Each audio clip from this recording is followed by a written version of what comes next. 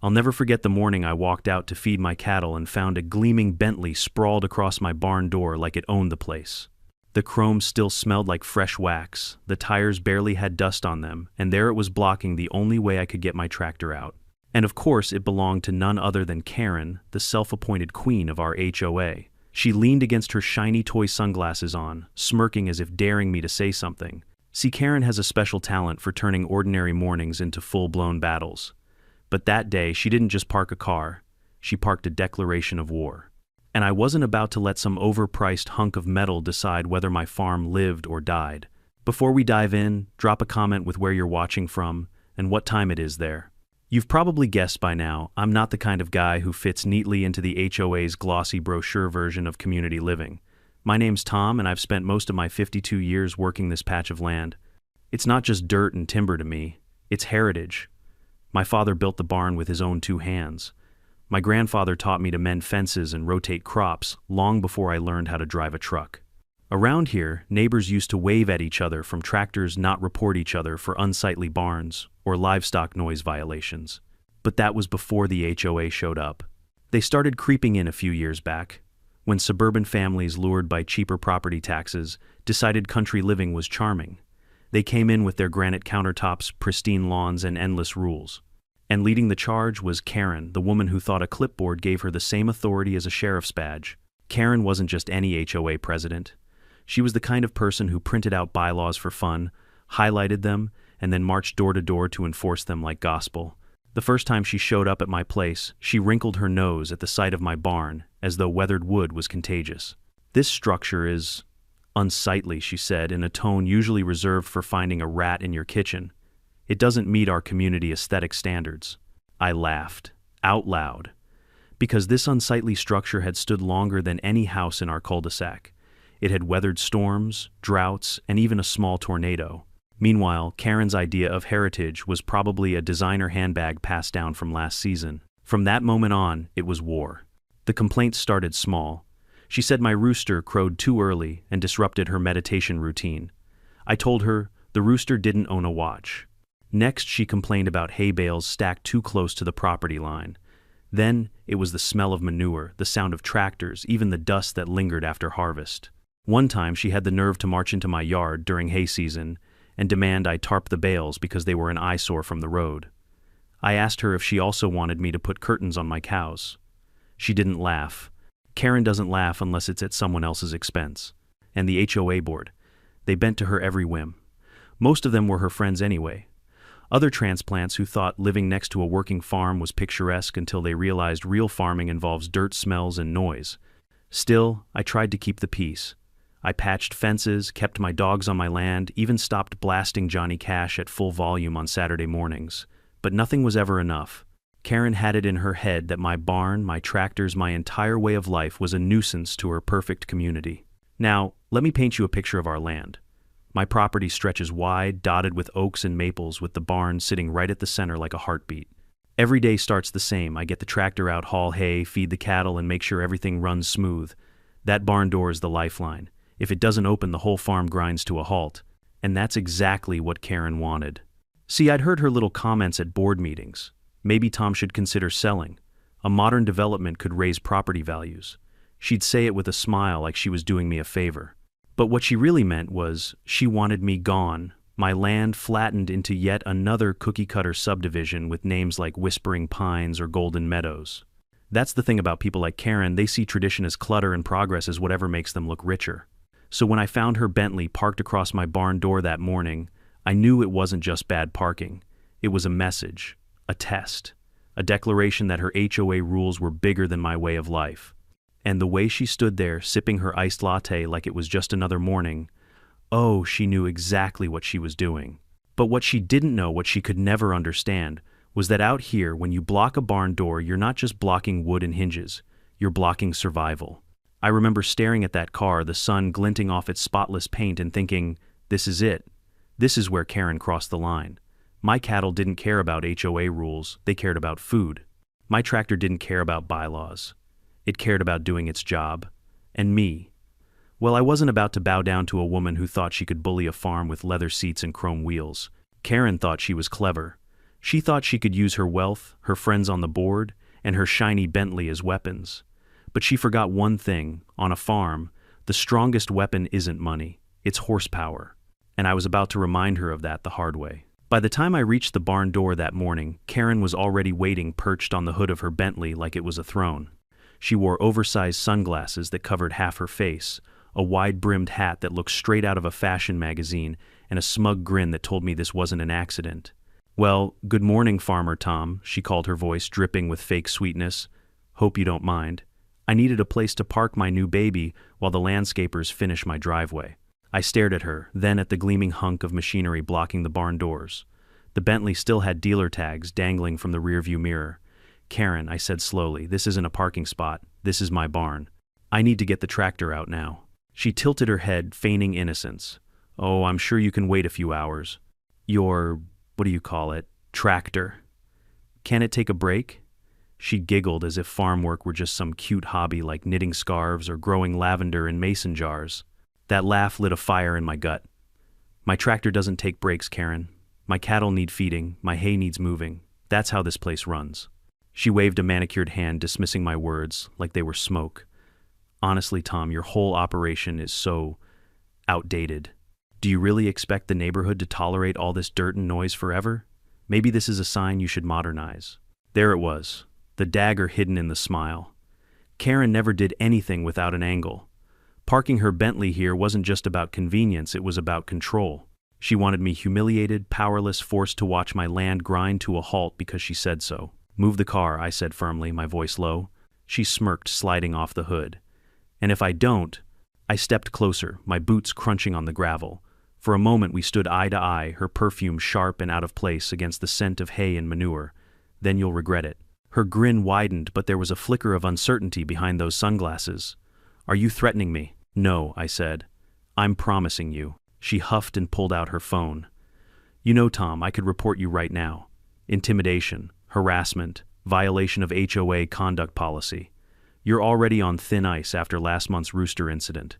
I almost laughed. The rooster incident was nothing more than her whining that my rooster crowed at dawn, which is exactly what roosters are born to do.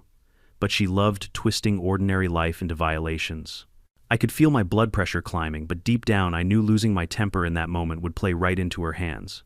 HOA disputes were Karen's battlefield, and she thrived on paperwork fines and endless complaints. If I pushed too hard, the board would side with her in a heartbeat. Still staring at that Bentley blocking my barn, I realized I couldn't win this fight on paper. I had to win it in the dirt on my terms. "Fine," I muttered, turning toward the house. "Enjoy your temporary parking spot." Her laughter followed me like nails on a chalkboard. That's what I thought. But as I walked away, something clicked in my mind. Karen thought she'd beaten me, thought she could flaunt her wealth and connections and make me bow. She didn't realize she'd just handed me the perfect excuse to fight back. You see, when you grow up on a farm, you learn a few things about problem solving. Some problems need patience, some need tools, and some need raw horsepower. That Bentley was big, shiny, and expensive. But it wasn't built for barns. It wasn't built for mud, hay, and steel. My tractor, on the other hand, that was built for crushing obstacles. The more I thought about it, the more the idea grew roots. I could almost hear my father's voice. "Son, when someone blocks your barn, you don't ask for permission. You plow right through." And suddenly, I knew exactly what I was going to do. But before I tell you my plan, let me explain why this wasn't just about convenience. Blocking that barn wasn't a prank. It wasn't a neighborly spat. It was sabotage. If I couldn't get my tractor out, I couldn't haul hay to the cattle. I couldn't maintain the fields. Everything would snowball into a mess within hours. That car was choking my farm at the throat. Karen knew that. She wanted that. By noon, word had spread across the neighborhood. A couple of curious neighbors lingered near the fence, whispering and pointing. I caught snippets: Karen's car, Tom's barn. He's furious. That's how it always was. She played the role of queen bee, and the rest of the hive buzzed around her, eager for gossip. I fed the chickens, stacked some wood, tried to go about my chores, but my eyes kept drifting back to that silver Bentley, shimmering like a taunt in the summer Sunday. Every squeak of its leather seats as she adjusted, every jingle of her bracelets as she scrolled through her phone, it all drilled into me. Around mid-afternoon, I'd had enough. I walked over again, trying one last time. "Karen," I said, keeping my voice calm, "this is your last chance. Move the car, and we can put this behind us." She looked up from her phone, unimpressed. You're cute when you think you have authority. I'll move it when I'm good and ready. In the meantime, maybe you can find a hobby that doesn't involve heavy machinery. That was it, the final straw. I didn't shout. I didn't argue. I just turned on my heel and headed for the tractor shed. Because sometimes the best answer isn't words, it's action. And the rumble of a John Deere engine speaks louder than any HOA bylaw. The tractor shed wasn't far from the barn, but by the time I reached it, my pulse had slowed just enough for reason to sneak back in. My father always told me, Tom, anger's like a fire in dry hay. It'll burn fast, but it'll take everything with it if you're not careful. And for a moment, I hesitated. Running that Bentley into the ground would feel good, sure, but it might also drag me into a mess I couldn't easily climb out of. So I decided to give diplomacy one last shot. I walked back to the barn, wiped the sweat off my brow, and pulled out my phone. Karen was still lounging against her Bentley, scrolling, probably posting pictures of her new toy on social media. Karen, I said as evenly as I could manage, I'm calling the sheriff. This isn't just inconvenient, it's obstruction. You're interfering with my work. She didn't even look up. Go ahead. Sheriff's department knows me very well. My husband donates to their annual gala. She flashed me that grin again, the one that made me want to grind my teeth down to stumps. I dialed anyway. The deputy on duty, a young guy named Miller, answered. I explained the situation. There was a pause, then a careful cough. Well, Mr. Harris, he said, technically it's private property, and HOA disputes usually fall under civil issues. Unless she's trespassing or causing direct harm, there's not much we can do. I could practically hear the shrug through the phone. Miller wasn't a bad guy, but he wasn't about to wade into Karen's swamp of HOA bylaws. They always managed to muddy the water just enough to keep law enforcement hesitant. Fine, I muttered, hanging up. Karen lowered her sunglasses, her eyes glinting with victory. Told you, you're just wasting your time. You should really read the community handbook sometime. I clenched my fists but forced myself to stay calm. All right, then I'll bring this to the HOA board. That night I did just that. I attended their meeting held in the community clubhouse with its air-conditioned comfort and rows of bottled sparkling water. The board members sat in a neat little row clipboards, ready as if we were in court instead of a neighborhood gathering. Karen naturally presided at the center seat like a queen on her throne. I presented my case. I explained how her car had blocked my barn door for nearly a full day, preventing me from doing my work. I emphasized that the barn was functional, not decorative, that this wasn't about aesthetics but survival. Karen interrupted before I could finish. Tom, you're exaggerating. I parked temporarily while waiting for contractors. Surely your farm animals could wait a few hours for their hay. It's not like they were starving. Her words drew polite chuckles from two of the board members. I swallowed hard. This isn't funny. She's interfering with agricultural operations. If this continues, my livelihood is at stake. One of the board members, a man named Douglas, tapped his pen on the table. Tom, we understand your frustration, but technically community rules allow for visitor parking in shared spaces. Shared spaces, I barked. That's my barn. My land. What part of that is shared? Douglas shifted uncomfortably. Well, we'll need to review the boundaries. But in the meantime, perhaps you could be more accommodating. Karen's guests bring value to the community. Value? I nearly laughed. Her Bentley parked across my barn door is value. Karen leaned back in her chair, satisfied. See, Tom, this is why you're always in conflict. You don't adapt. You cling to your old ways. Progress requires compromise. Progress, I spat, isn't parking a luxury car where livestock are supposed to be fed. It's arrogance. Plain and simple. But the board didn't care. They shuffled papers, avoided eye contact, and finally adjourned the meeting with a vague promise to revisit the guidelines. I left with nothing but the sound of Karen's laughter trailing behind me. Driving home under the stars, I felt that helpless weight pressing down on my chest. I'd tried reason, I'd tried the law, I'd tried the system, and every door had slammed shut in my face. The next morning when I stepped out onto my porch, the Bentley was still there. Polished, gleaming a smug silver blockade in the Sunday, Karen had doubled down. I swear I could hear my cattle lowing louder than usual, restless without their proper feeding schedule. The sight of them pacing near the fence hammered home what I already knew: this wasn't about me anymore. This was about them, my responsibility. That day, I tried one last olive branch. I walked up to Karen, hands raised. Karen, listen, I don't want this to escalate.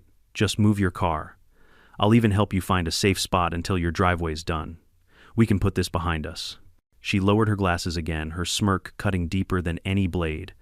Tom, you just don't get it, do you? This is bigger than a car. Your barn is an eyesore. Your tractor is a nuisance. Frankly, your whole farm drags down property values. If you don't like the way this community is going, maybe you should sell and move somewhere less civilized." Her words hit harder than I expected, not because they had truth, but because they dripped with contempt for everything my family had built. It wasn't just about hay, manure, or barn doors.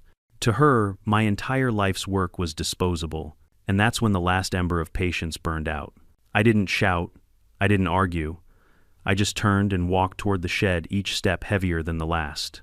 Karen's laughter rang behind me, shrill and triumphant. "That's right, Tom, run along to your toys. You'll learn eventually who's really in charge around here." But she had no idea what kind of toy I was about to unleash. Because when diplomacy fails, there's only one language left to speak, and my tractor was fluent. The shed door creaked open, like the start of an old Western showdown. Sunlight spilled across the steel-green body of my John Deere dust motes, swirling in the air as if the machine itself were waiting for the call to arms. I'd spent years with this tractor. It had pulled plows through stubborn clay, dragged hay wagons, stacked higher than the roofline, and yanked fence posts out of the ground when storms tore them down. To me, it wasn't just a machine, it was family. And that morning, it became my weapon. I stood there a long moment, running my hand over the hood. The metal was warm from yesterday's work, still carrying the smell of oil and earth. In my head, I heard my father's gravelly voice. "On a farm, problems are solved with steel sweat and horsepower. Never forget that, son." And I hadn't. I climbed into the seat, adjusting the worn cushion until it fit just right. The key slid into the ignition with a satisfying click. When the engine roared to life, the sound rolled across the fields like thunder. Chickens scattered, a few cows turned their heads, and I swear even the oak trees seemed to tremble. Karen still perched near her. Bentley flinched. She pulled her sunglasses down, squinting toward the shed, her smug smile faltering. For the first time all day, she looked uncertain. I eased the tractor out into the open, the ground vibrating beneath its massive tires. The neighbors who had gathered along the fence gasped, phones whipping into the air like prairie dogs, spotting danger. The word had clearly spread. Everyone wanted front row seats to see whether Tom the farmer would really do it. And I wanted them to see. Because this wasn't just revenge. It was theater. It was a reminder to every single person hiding behind HOA bylaws that some of us still played by older, stronger rules. I parked the tractor in the yard and cut the engine. Not yet. I wasn't going to smash first and think later. I needed to prepare. I grabbed my toolbox, checked the hydraulic lines, tightened the bolts on the front loader. If I was going to make a statement, I wasn't going to risk my John Deere on Karen's vanity project. My tractor deserved respect even in battle. As I worked, flashes of memory flooded back, days when my father and I hauled logs after a storm, the time we pulled a neighbor's truck out of a ditch, even the nights we sat on the hood drinking iced tea under the stars. That tractor had been my constant, my partner. And now it was about to teach Karen a lesson she'd never forget. By late afternoon, the tension was thicker than the humid air. A half-dozen neighbors leaned on the fence line, whispering nervously. Some were rooting for me, others probably couldn't wait to run back to the HOA with stories. But no one was leaving. Karen strutted toward me, hands on her hips, voice shrill. "Tom, you're not seriously thinking of touching my Bentley, are you? That's a $200,000 vehicle. You so much as scratch it and I'll have lawyers on you before sundown." I leaned against the tractor, calm as a preacher on Sunday. "Then move it." Her jaw tightened. "No," the crowd murmured. Karen wasn't just playing chicken, she was daring me to act, betting I wouldn't have the guts. But she didn't know how far she'd pushed me. I wiped my hands on a rag, climbed back into the cab, and fired up the engine again. The roar silenced the yard. The neighbors stopped whispering. Even the birds in the trees seemed to hold their breath. Karen's face went pale behind her makeup. She took a step back, clutching her phone like it was a shield. Slowly, I lowered the front loader, the hydraulics hissing like a beast waking from slumber. The edge of the bucket gleamed in the setting sun, sharp and unforgiving. "Tom, don't you dare," Karen shrieked, her voice cracking for the first time. I didn't answer. Words had failed me too many times already. Instead, I inched forward the tractor, rolling steady, deliberate, like a freight train that had found its track. Every bump of the tire echoed through the ground. Each foot closer drained the color from Karen's face. The Bentley sat there smug and silent, its polished chrome, daring me to cross the line.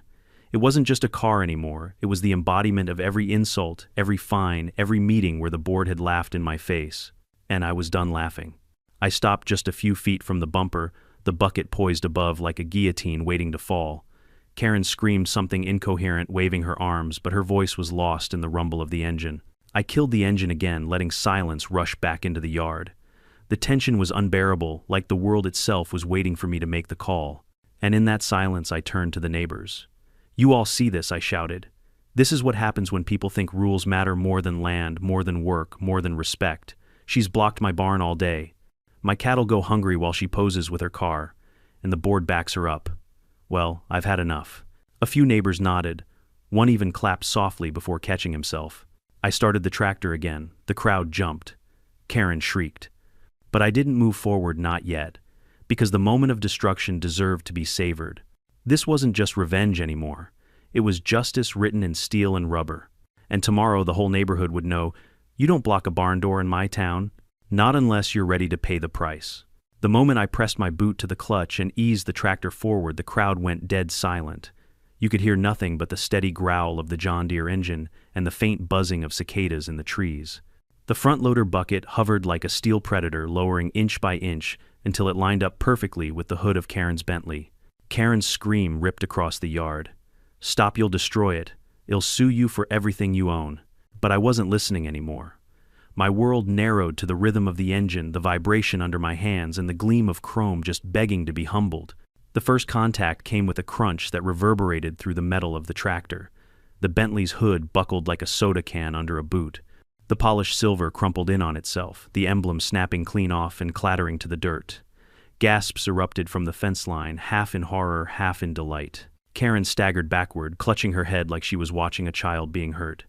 "My car, that's a Bentley, do you even know what it's worth?" I pushed the lever, and the bucket pressed harder, the hydraulic arms hissing like snakes. The windshield spider-webbed glass popping and spraying across the ground in glittering shards. Tires squealed, suspension groaned, and that once perfect luxury toy screamed like a wounded animal. Neighbors raised their phones, recording, capturing every second. This wasn't just a scuffle anymore. It was a spectacle. A battle of lifestyles, wealth versus grit, playing out in a shower of shattered glass. I inched forward, the tractor's massive tires climbing the side panel. The Bentley sank into the earth under the weight, its alarm wailing as if crying for mercy. The shrill siren echoed off the trees, blending with the crowd's stunned laughter. Karen lunged forward, trying to wave her arms in front of me. "You're insane, Tom. You'll go to jail for this." The tractor's shadow swallowed her whole. For a moment she looked so small, her manicured hands flapping helplessly against the roar of the engine. I locked eyes with her through the cab glass and said nothing. That silence hit harder than any words. Then I drove on. The Bentley flattened beneath the weight, the roof caving in with a thunderous crack. Leather seats tore, airbags burst with white puffs that floated like surrender flags. I backed up slightly, then rolled forward again, grinding what remained of the frame into twisted, smoking ruin. The smell of burnt rubber and scorched paint filled the air, sharp and metallic, mingling with the earthy scent of hay from the barn. It was destruction, raw and absolute, and it felt righteous. Neighbors cheered now, some laughing, some hollering like they were at a rodeo. One old farmer even whistled, clapping his hat against his knee. "'Bout time someone put that woman in her place," he shouted. Karen fell to her knees, shrieking like she'd lost a limb. "My husband will have your farm. You'll be bankrupt." But her threat sounded hollow, drowned beneath the crunch of metal collapsing on itself. I finally eased off, pulling the tractor back. Where the Bentley had once stood, gleaming like a trophy, there was now only a mangled heap of luxury rubble. Bent rims stuck out at odd angles, the hood folded like paper, the engine block spilling dark oil into the dirt. I killed the engine and climbed down my boots, hitting the ground with deliberate finality. The silence afterward was deafening, save for the Bentley alarm which sputtered and then died with a pathetic whimper. I turned to Karen. Her mascara streaked down her cheeks, her hat crooked, her voice hoarse from screaming. For the first time she looked less like a queen and more like a child caught throwing a tantrum. "You should have moved it when I asked," I said simply. The crowd erupted again, laughter and applause mixing with the buzzing of a dozen camera phones still rolling. Karen scrambled to her feet, pointing at me with a trembling hand. "I'll ruin you, Tom. I'll have the sheriff here in 5 minutes." I shrugged. "Good. I'll explain how your car blocked my livestock access all day. Pretty sure state law doesn't look kindly on that." Her mouth snapped, shut, her eyes darting around as if searching for someone, anyone to back her up. But the neighbors had seen enough. They weren't rushing to defend her. If anything, they were enjoying the spectacle a little too much. I walked back to the tractor, patting its hood like a trusted friend. The John Deere stood tall, spotless, except for a smear of silver paint on the bucket. The machine had done its duty. Behind me, the wreck of the Bentley smoked in the fading light. The once glorious status symbol had been reduced to scrap metal, no more intimidating than a broken wheelbarrow. And just like that, the balance shifted. Karen wasn't untouchable anymore. She wasn't the queen of the HOA with her flashy toys and smug laughter. She was just another neighbor who'd pushed too far and paid the price. As the crowd dispersed, I caught sight of Miller, the young deputy, pulling up in his cruiser. His mouth fell open when he saw the wreckage, then closed again with a smirk he tried and failed to hide. "Evenin', Tom," he said slowly. "Want to explain what happened here?" I spread my hands. Car was blocking my barn. I asked her to move it. She refused. My tractor needed out. Guess the rest writes itself. He looked from me to Karen, who was wailing into her phone, and then back to the twisted heap of Bentley. He sighed. "Well, this'll be one for the report." But I saw it in his eyes. He wasn't here to throw cuffs on me. He was here to witness what the whole town would be whispering about for weeks. And I was fine with that. Because that night, as I shut the barn doors with my cattle fed and my hay stacked, I felt lighter. For the first time in years, Karen's laughter didn't echo in my ears. Instead, it was the crunch of Bentley metal under tractor tires, a sound sweeter than any hymn. The wreckage of Karen's Bentley still hissed and smoked as Deputy Miller walked a slow circle around it, scribbling in his notepad. The crowd of neighbors hung back but refused to leave their eyes darting between Karen's frantic pacing and my calm stance by the tractor. It felt like the entire neighborhood had transformed into a courtroom with Miller as the judge, the fence line as the jury, and the mangled heap of steel as Exhibit A. Karen's shrill voice carried across the yard like a siren. "Arrest him. I demand you, arrest him right now. That's destruction of property. That's criminal damage. He should be in handcuffs this second." Miller held up a hand. "Ma'am, I need you to calm down. I've got to get statements from both sides before I do anything." "Statements," she screeched. "What's there to state? Look at it. My car is ruined." She gestured wildly at the flattened mess, her manicured nails catching the evening light like daggers. I stepped forward, keeping my voice even. "Deputy," I asked her repeatedly to move her car. It was parked directly in front of my barn door all day. I couldn't feed my livestock. I couldn't move hay.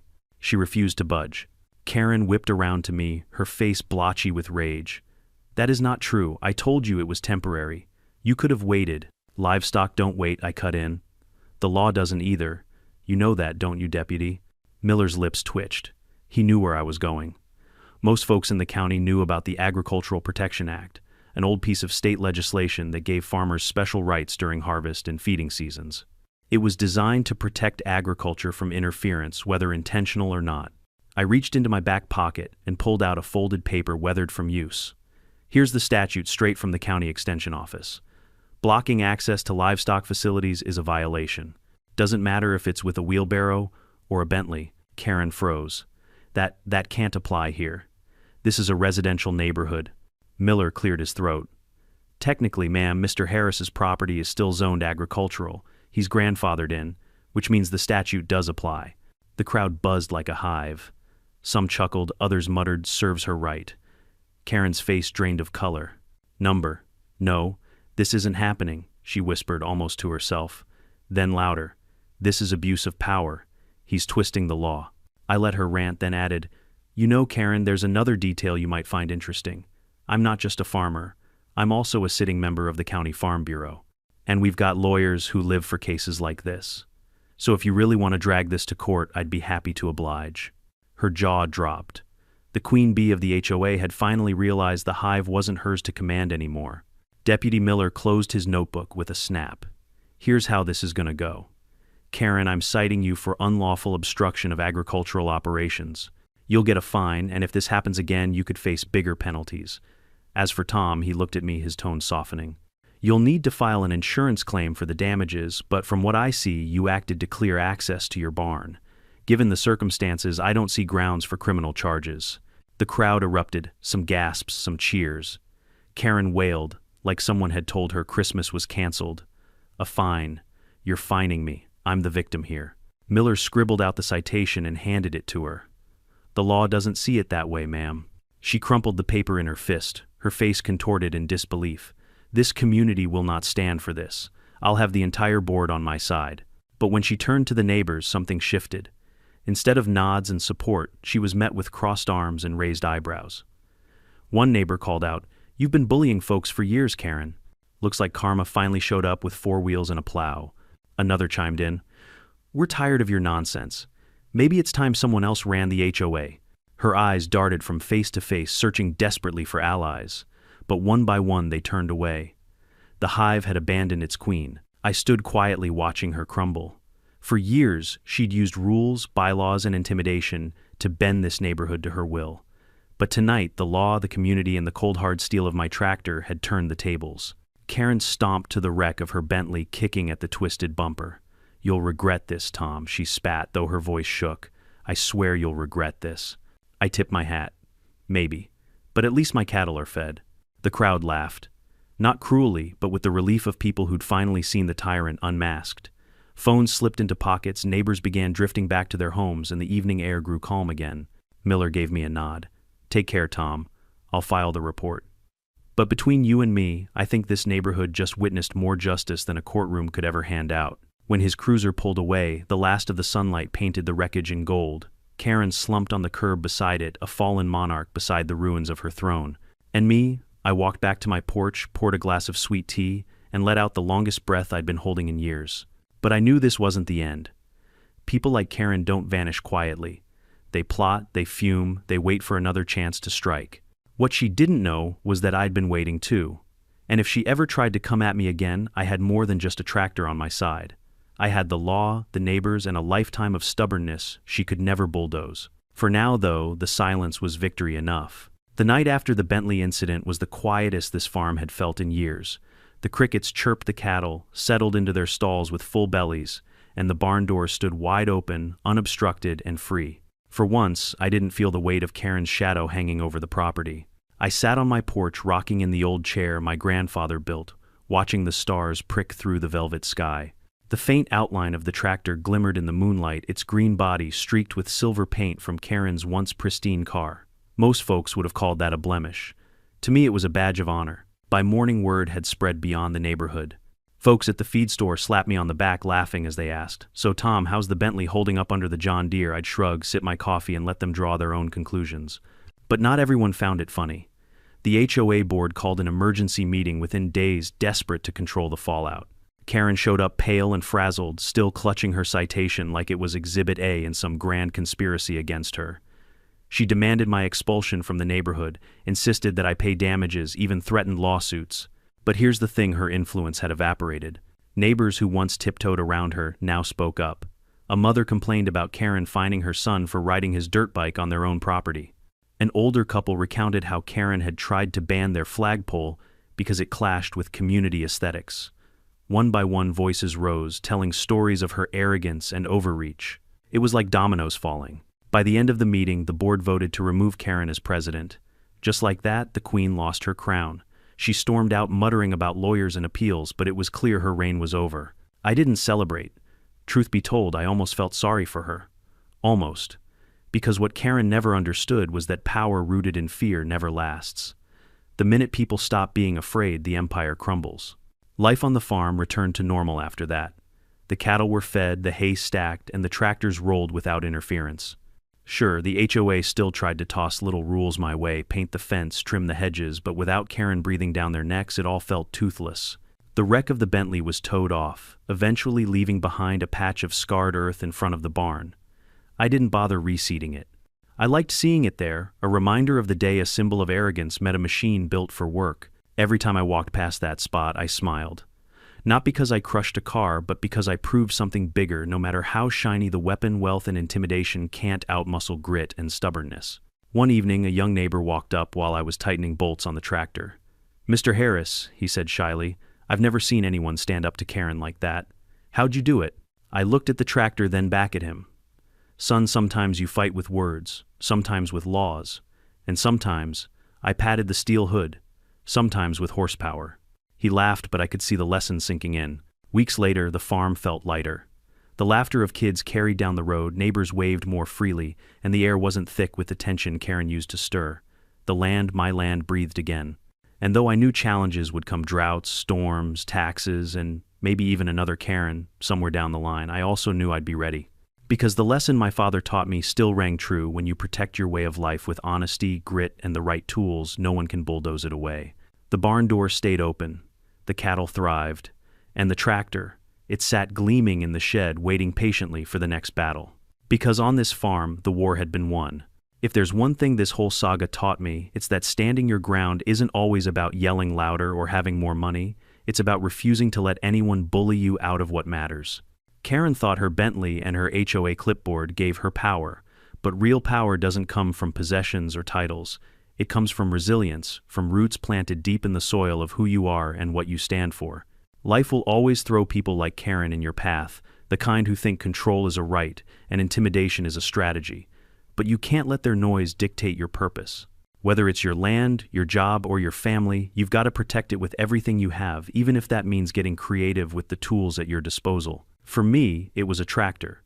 For you, it might be something else. But the principle is the same. Don't let arrogance block your barn door. Now, I want to hear from you. Have you ever dealt with a Karen who pushed you too far? What would you have done if someone blocked your barn, your driveway, or your freedom with a Bentley drop? Your story in the comments.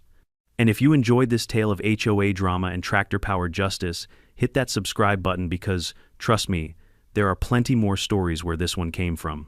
Because in this neighborhood, the drama never sleeps.